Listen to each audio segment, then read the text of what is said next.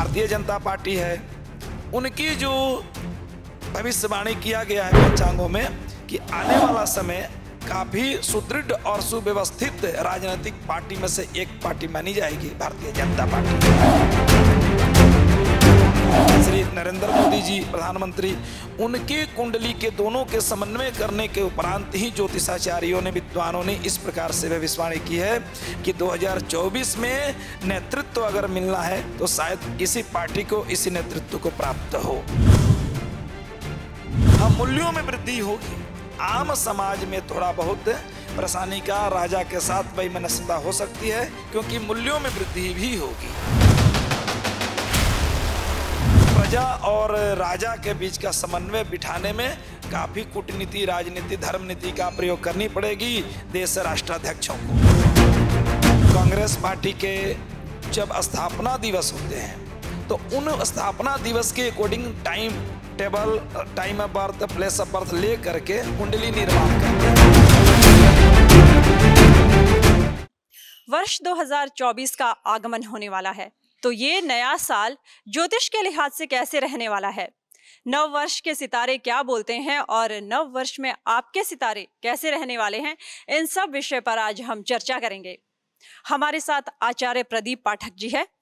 ये ज्योतिष में इनका 10 साल से ज़्यादा का लंबा अनुभव है ज्योतिष के क्षेत्र में, और ये ज्योतिष के माध्यम से लोगों की कई तरह की प्रॉब्लम्स सॉल्व करते हैं, लाइफ रेमेडीज देते हैं।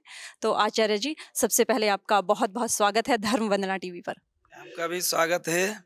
इसके लिए हम भगवान से प्रार्थना करते हैं कि आप अपने कार्यक्रमों के माध्यम से जनमानस तक, ज्योतिष के माध्यम से उन तक ज्ञान विज्ञान का प्रचार प्रसार करते रहें।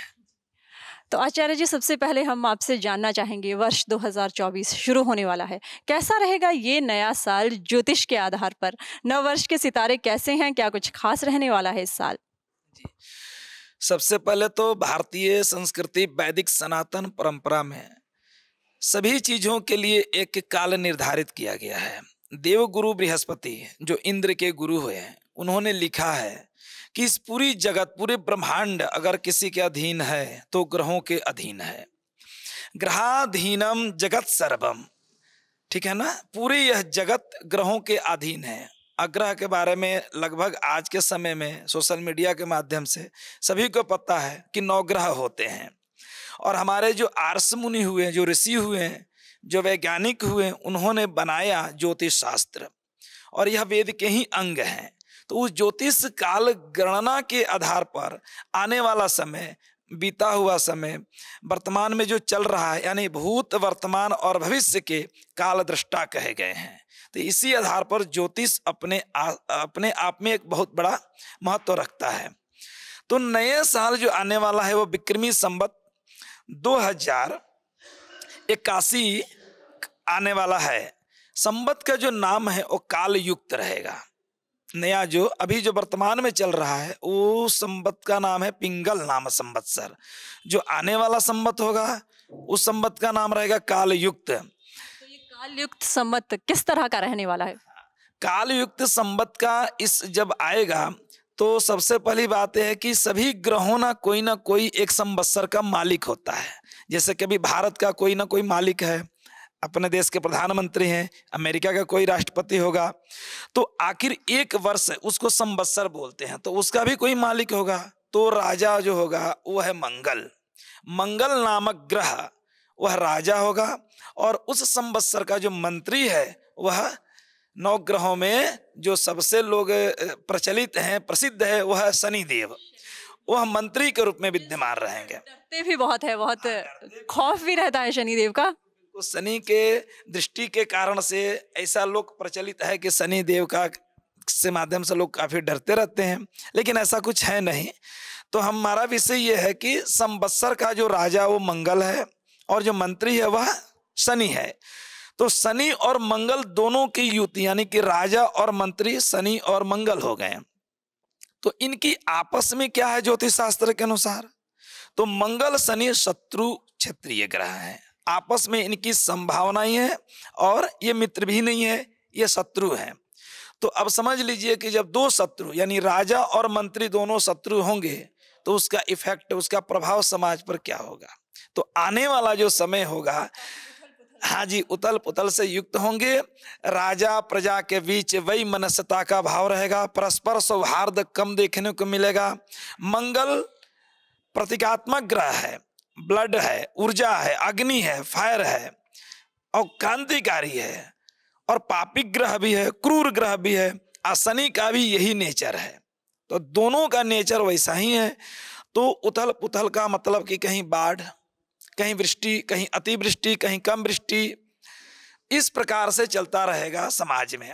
राजनेताओं के बीच में प्रतिद्वंदिता, कंपटीशन, प्रतिस्पर्धा, दूसरे की निंदा, चुगली, दूसरे के पीछे जितना हो सके षड्यंत्र रच करके उनको परास्त करने की कूटनीति अपनाने का प्रयास किया जाएगा आने वाले समय में।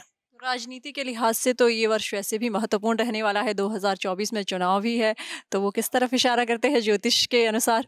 बिल्कुल बिल्कुल, देखिए ज्योतिष शास्त्र के अनुसार तो हमारे जो मनीषी और जो विद्वान हुए वो तो पहले ही पंचांगों में कुछ ऐसे भविष्यवाणी कर देते हैं।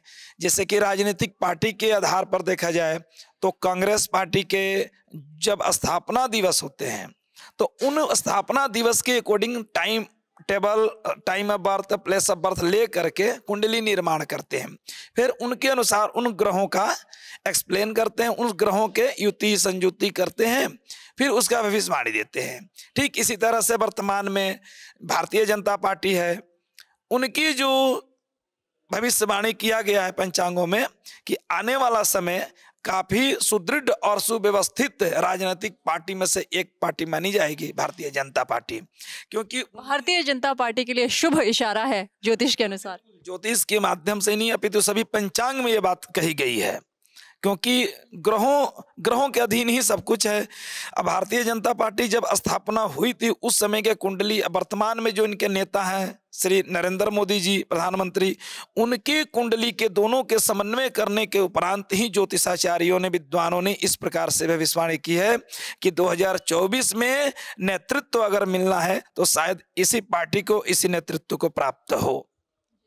तो और भारतवर्ष की अगर बात करें तो देश के लिए क्या कुछ खास है इस नए साल पे? अपने देश के लिए यह है कि मंगल पराक्रमी होने के कारण भूमि का पुत्र भी कहा गया है मंगल को। तो हमारे देश में जो अनाज है, जो फसल है, वो बहुत अच्छे तरीके से फसल उत्पन्न होंगे और कमियां नहीं होंगी, अन्न की पैदावार की कमी नहीं होगी। किसानों के लिए शुभ है जी। लेकिन कहीं अतिवृष्टि, कहीं न्यूनम वृत्ति, इस तरह से कहीं भूकंप का आना, कहीं बाढ़ का आना, जब वर्षा ऋतु आएगी उस वक्त इसमें दोनों में आपस में बैर होने के कारण से परेशानी का सामना करना पड़ेगा। हाँ, मूल्यों में वृद्धि होगी, आम समाज में थोड़ा बहुत परेशानी का, राजा के साथ वैमनस्यता हो सकती है क्योंकि मूल्यों में वृद्धि भी होगी। इसलिए राज्य अपना देश के निमित्त देखा जाए तो बहुत अच्छा रहेगा, ठीक है ना। लेकिन प्रजा और राजा के बीच का समन्वय बिठाने में काफी कूटनीति, राजनीति, धर्म नीति का प्रयोग करनी पड़ेगी देश राष्ट्राध्यक्षों को।